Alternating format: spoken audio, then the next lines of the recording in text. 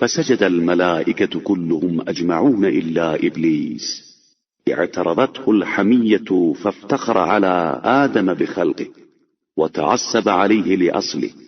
جس کے بعد تمام ملائکہ نے سجدہ کر لیا، صرف ابلیس نے انکار کر دیا کہ اسے تعصب لاحق ہو گیا، اور اس نے اپنی تخلیق کے مادے سے آدم علیہ السلام پر فخر کیا اور اپنی اصل کی بنا پر استکبار کا شکار ہو گیا۔ فعدو الله إمام المتعصبين وسلف المستكبرين الذي وضع أساس العصبية ونازع الله رداء الجبرية وادرع لباس التعزز وخلع قناع التذلل۔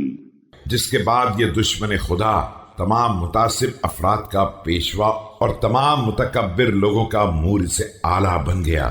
اسی نے عصبیت کی بنیاد قائم کی اور اسی نے پروردگار سے جبروت کی ردا میں مقابلہ کیا اور اپنے خیال میں عزت و جلال کا لباس زیب تن کر لیا اور تواضع کا نقاب اتار کر پھینک دیا۔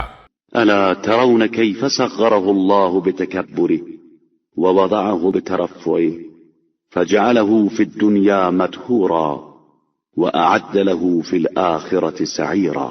اب کیا تم نہیں دیکھ رہے ہو کہ پروردگار نے کس طرح اسے تکبر کی بنا پر چھوٹا بنا دیا ہے اور بلندی کے اظہار کی بنیاد پر پست کر دیا ہے؟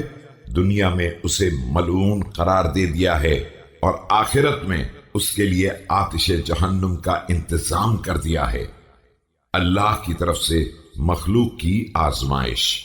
ولو أراد الله أن يخلق آدم من نور يخطف الأبصار ضياؤه ويبهر العقول رواؤه وطيب يأخذ الأنفاس عرفه ولو فعل لظلت له الأعناق خاضعة